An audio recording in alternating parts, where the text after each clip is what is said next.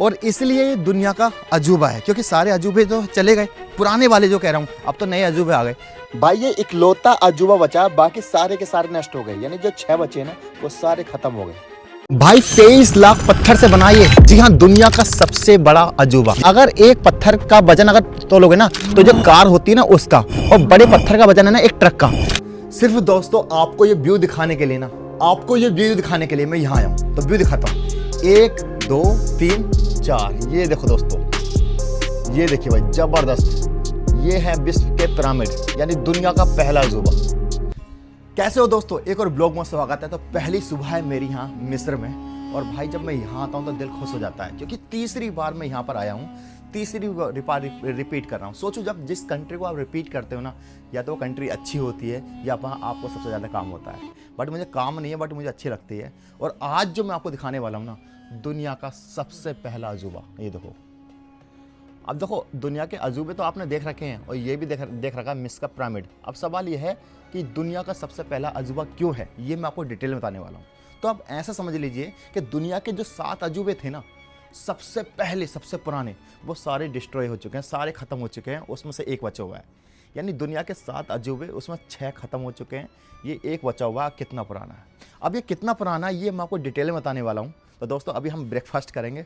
सोचो हमारा कैसा ब्रेकफास्ट होगा कि जहाँ पर हम व्यू का आनंद ले रहे होंगे और हम ब्रेकफास्ट कर रहे होंगे। तो दोस्तों ब्लॉग को शुरू करते हैं। सो दोस्तों अभी हम आए हैं ब्रेकफास्ट करने के लिए अपना, देखते हैं ब्रेकफास्ट में क्या क्या है भाई।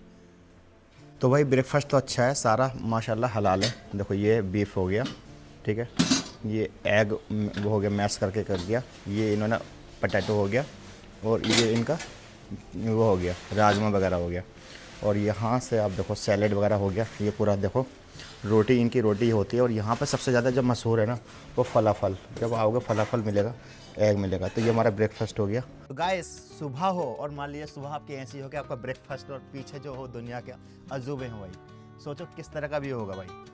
तो माशाल्लाह दोस्तों अभी हम कर रहे हैं ब्रेकफास्ट।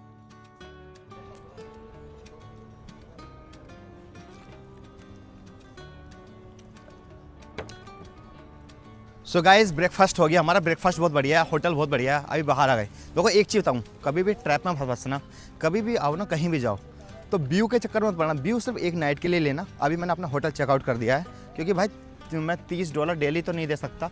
तो अभी मुझे $30 में ना दूसरा होटल मिल गया 2 नाइट के लिए विद ब्रेकफास्ट। देखो एक दिन काफ़ी होता है व्यू लेने के लिए। और यहाँ से जो गिज़ा पिरामिड है ना, मुश्किल से 300 मीटर का रास्ता है। तो 300 मीटर पर जाएंगे। वो कह रहे हैं हमसे टूर ले लो, मैंने टूर नहीं लेना, तो अभी हम वहाँ चल रहे हैं। बट दोस्तों अमेजिंग है। अब मैं तुम्हें थोड़ा ना एक चीज़ बता दूं कि ये बहुत सारे यूट्यूबर बनाते हैं कि यार यहाँ पे स्कैम होता है। नो डाउट यार स्कैम है, स्कैम नहीं है, ये हमेशा टिप मांगते रहते हैं, ये सारी चीज़ें हैं। बट जब आपको एक्सपीरियंस हो जाता है, आप तो मेरी वीडियो से एक्सपीरियंस ले सकते हो ना। सोचो मैंने तो यहाँ पैसा खर्च करने के बाद एक्सपीरियंस लिया है भाई। जो भी चीज़ बोलो ना क्लियर बोलो, जो भी चीज़ करो तो क्लियर करो, कभी तुम्हारे साथ स्कैम या कुछ ऐसी कोई चीज़ नहीं होगी, ठीक है। तो चलो अभी हम चलते हैं और गिज़ा पिरामिड देखने वाले हैं।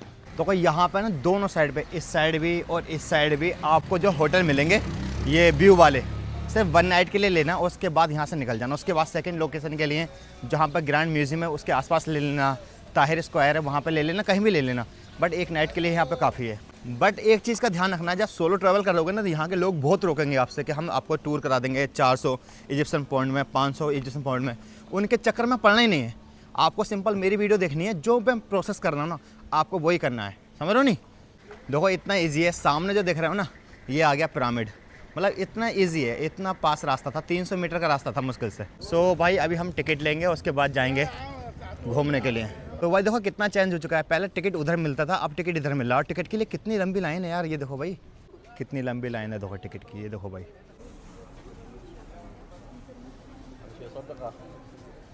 तो उसका जो टिकट है भाई ये मैंने लिया है, ये मिला मुझे 2200 पाउंड का। जी हाँ 2200 इजिप्शियन पाउंड का, जो इंडिया का डबल ही मान लो एक तरीके से, 4400 रुपये का।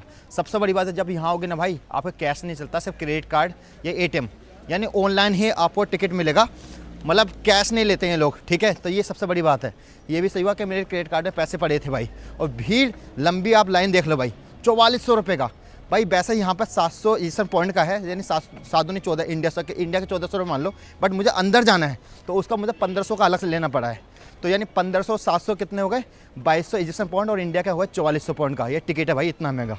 तो दोस्तों अभी हम अंदर जाएंगे और अंदर से ना व्यू दिखाएंगे कि दुनिया का सबसे पहला जो अजूबा है अंदर से कैसा होता है। तो फाइनली दोस्तों हमारी अंदर एंट्री हो चुकी है। भाई जब जैसे ही आप अंदर आओगे ना तो स्कैम शुरू हो जाएगा। तो स्कैम कैसा होता है कि वो आपसे बोलेगा कि भाई गाइड ले लो, गाइड ले लो, आपको मना करना है। वो जबरदस्ती टिकट ले लेगा, आपको काउंटर पे टिकट ले लेगा, तो आपको लगेगा सरकारी आदमी होगा। भाई कोई सरकारी नहीं होता है, ये गाइड होते हैं, मना करना है। तो आप अंदर आ चुके हैं। अंदर आने के बाद मैं व्यू दिखा देता हूँ आपको। ये जो देख रहे हो ना, ये वाला सबसे पहला जो पिरामिड देख रहा हो, ये कुफू है जो सबसे बड़ा है, जिसके अंदर हम जाएंगे। उसके बाद ये वाला काफरे है जो बस के सामने देखो, पीछे देखो, काफरे यानी उसका लड़का है। और उसके बाद तीसरा देखो ये वाला है जो आपको अभी को दिखाई देगा। तीसरा ये वाला है जो उसका जो है पोता है। यानी कुल मिलाकर के ये दादा, बीच में बेटा और साइड में पोता, तीनों पर हम चलने वाले हैं।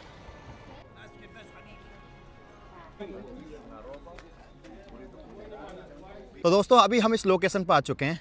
तो देखो ये जो आप देख रहे हो ना, ये स्फिंक्स है। यहाँ से हम टूर स्टार्ट करते हैं। और स्फिंक्स का जो है ना, इसका जो चेहरा है देखो इंसानों वाला दिखाई देगा, बाकी पूरा शरीर जो है शेर वाला दिखाई देगा। और एक तरह से गार्डियन है, मतलब एक तरीके से ये जो तीनों आप पिरामिड देख रहे हो ना, उसको ये रक्षा करता है, उसको ये सुरक्षित करता है।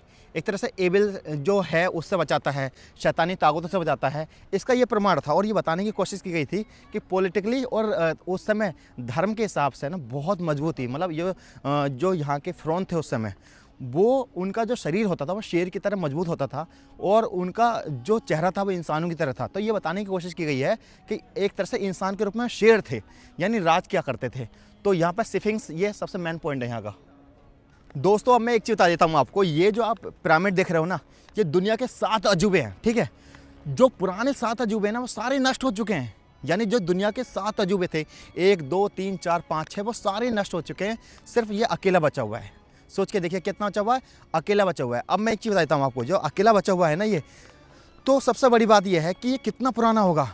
अब ऐसा मान के चलिए, जब आपने मेसोपोटामिया के बारे में सुन रखा होगा, जो पुरानी सभ्यता थी, जो हमने किताबों में पढ़ रखा था, जो कि तुम्हारी इराक की थी, वो भी सारी ख़त्म हो चुकी है। मोहनजोदाड़ो के बारे में सुन रखा है, वो पूरी तरह नष्ट हो चुका है। लेकिन जब यहाँ आओगे ना विश्व के पिरामिड में, ये आपको देखने को मिलेगा। ये इतने पुराने हैं कि यहाँ की सभ्यता जो है 3400 साल BC है। अब BC क्या होता है मैं समझा देता हूँ।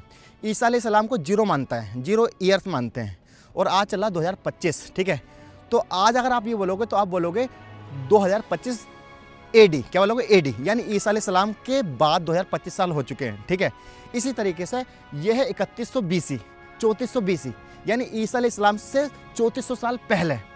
और अब कितना है 2025 आगे, यानी ये मान के चलिए लगभग 5400 साल, 5300 साल पुरानी हिस्ट्री है।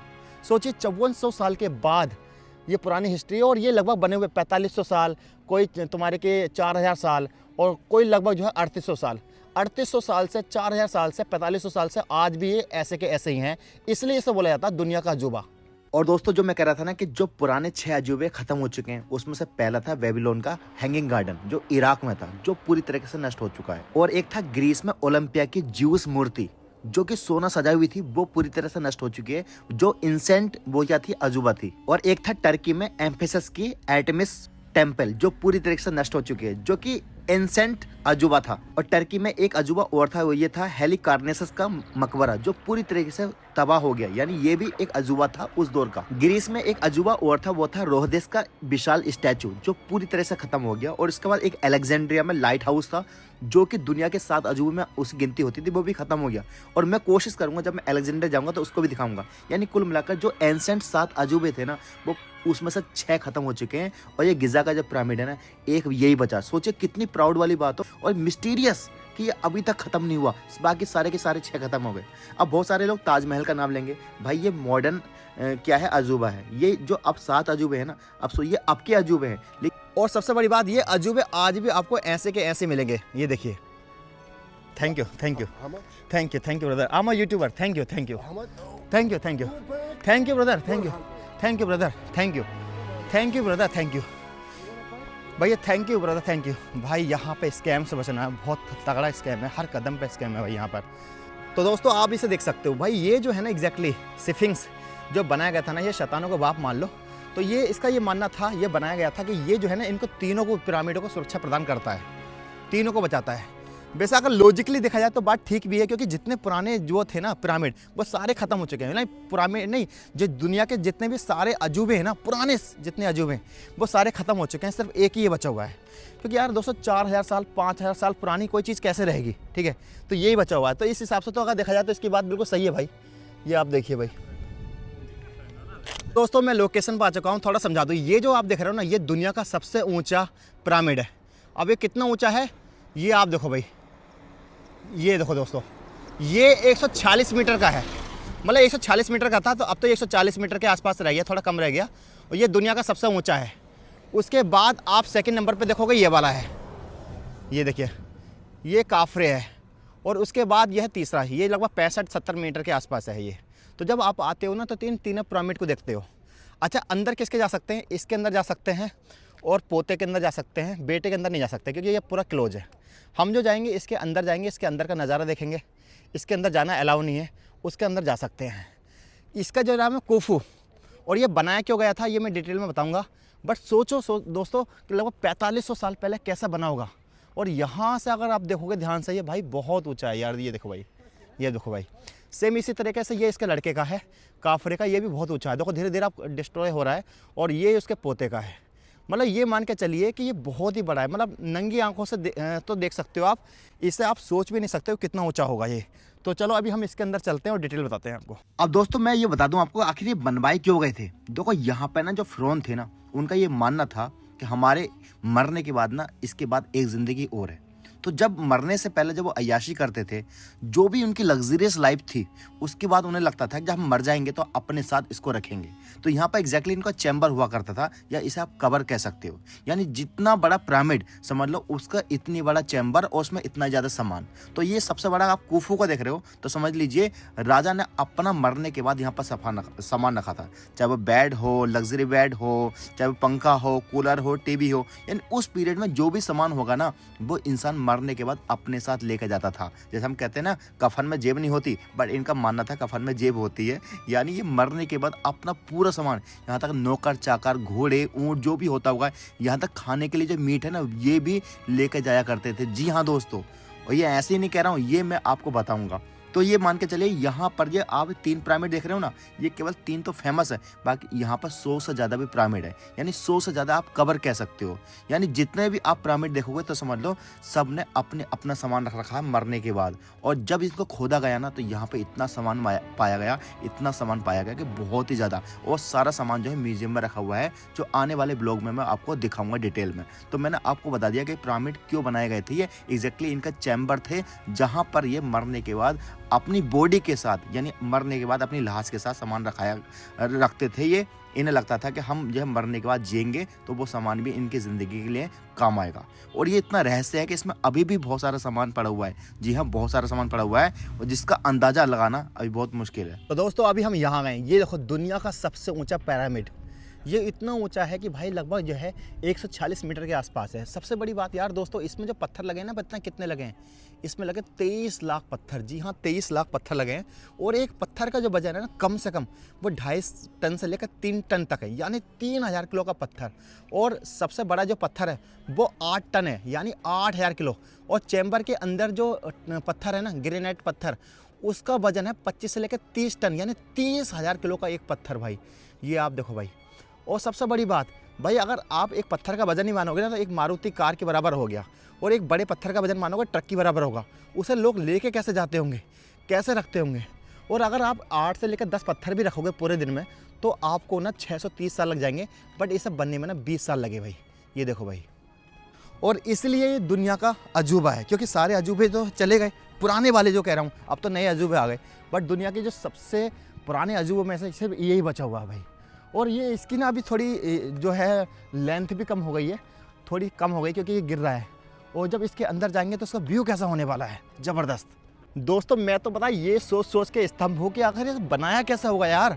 मतलब अभी एक छोटा सा पत्थर यार, जिसे उठाने में ना टट्टी निकल जाएगी अगर खुले शब्दों में बोलो तो यार। और इतने वजन का पत्थर यार, इंसान ही तो थे यार उस समय। और देखो, या तो इंसानों ने बनाया है या क्या जिन ने बनाया है, आप मुझे बताओ यार। यही सस्पेंस है यार। बड़े बड़े साइंटिस्टों ने काम कर लिया, लेकिन किसी के पास देखो सबकी अपनी अलग अलग थ्योरी है, लेकिन कोई उस रहस्य तक नहीं पहुंच पाया जो एग्जैक्टली इसका रहस्य क्या है भाई। देखो यहाँ पे अभी तक काम चल ही रहा है भाई, यहाँ पे बहुत काम चल रहा है, तो लगातार खुदाई चलती जा रही है भाई। अंदर बहुत रहस्य है भाई इसके अंदर, ये देखो इसके अंदर बहुत रहस्य है भाई। देखो अभी हम यहाँ पे हैं और यहाँ से जब इसके अंदर जाएंगे ना तो उसके अंदर का व्यू कैसे होगा, पिरामिड ऑफ खुफू का। और यहाँ से देखो इसकी जो बताया टाइम जो बनने का था वो 3483 BC का है, चौथी डायनेस्टी का। ये आप देखो भाई दोस्तों, यहाँ से देखो ये पत्थर कितने सिस्टमेटिक तरीके से रखे हुए हैं, और सोचो उसी के अंदर जाना हमें। यहाँ से ये इंसान छोटे दिखाई दे रहे हैं, ये देखो। अभी हम ना इसके अंदर जाएंगे, उसके अंदर जाएंगे, उसके अंदर ये देखो, और उसके अंदर से देखने वाले हैं भाई, कितना खतरनाक मंजर होने वाला भाई। ये आप देखो दोस्तों, ये पत्थर देख रहे हो भाई, ये पूरी कोशिश कर रहा हूँ उठाने की भाई, ये पत्थर नहीं उठ रहा। सोचो जब मुझसे ये वाला पत्थर नहीं उठ रहा, ये वाला पत्थर नहीं उठ रहा, तो सोचो ये जो बना हुआ ना मेरे पीछे, इसका छोटा पत्थर जो भाई 3000 किलो का है, और बड़ा जो पत्थर है ना भाई 8000 किलो का है भाई। कैसे बनाया गया होगा, और इसमें 23 लाख पत्थर लगे हुए हैं, 23 लाख पत्थर। और इसके अंदर चैम्बर का जो पत्थर है ना उसका वजन 30,000 किलो का है भाई। सोच के देखो, ये है दुनिया का सबसे पहला अजूबा, और जो दुनिया के 7 अजूबे थे ना सारे खत्म हो गए, उसमें यही अजूबा बचा हुआ है भाई। ये देखो भाई दोस्तों, और डिटेल बताने वाला। तो दोस्तों आप देखो ये पत्थर यार कितने सिस्टमेटिक तरीके से लगे हुए हैं भाई, और ये अजूबा इसलिए है कि आज भी जिंदा है भाई। सोचो इसके अंदर कितना रिस्क होगा यार, एक पत्थर भी अगर इंसान गिर गया ना तो मर जाएगा। जब मैं लास्ट 3 साल पहले आया था तो मुझे डर लग रहा था, बट यहाँ पे देखो लोग फोटो वगैरह सारी चीज़ ले रहे हैं, बट डर तो लगता है यार, लगता है यार। ये देखो भाई, सबसे बड़ा सवाल यार, पत्थर कितने सिस्टमेटिक तरीके से लगे हुए हैं भाई, मतलब सिस्टमेटिक तरीके से। सोचो 4500 साल पहले, अभी भी अगर एक पत्थर ना भाई मुझसे उठेगा नहीं, छोटे से छोटा पत्थर नहीं उठेगा, तो ये सोचिए सबसे छोटा पत्थर मान लो 3000 किलो का, और सबसे बड़ा मान लो आप तुम्हारी 25 से लेकर 30,000 किलो का तो इसके अंदर है, और तुम्हारे के आसमान में तो 80,000 किलो का पत्थर रखा हुआ भाई फ्रोन का, उससे चैम्बर बनाया गया। तो सोचो कितना टफ होगा। और इतने साल पहले ना कोई ट्रक था उस समय, ना कोई कार थी, मजदूर भी होंगे तो यार कितना टफ होगा, किस तरह के मजदूर लगे होंगे यार। ठीक है, तो दोस्तों अब ना इसमें इस ब्लॉग को यहीं पे एंड कर रहा हूँ, और भाई ये मैंने आपको दिखाया, और इसके बाद जो मैं जाने वाला हूँ दूसरे ब्लॉग में देखोगे अंदर हम जाकर देखने वाले हैं कि किस तरह का नज़ारा होने वाला, क्या क्या सामान मिलने वाला है।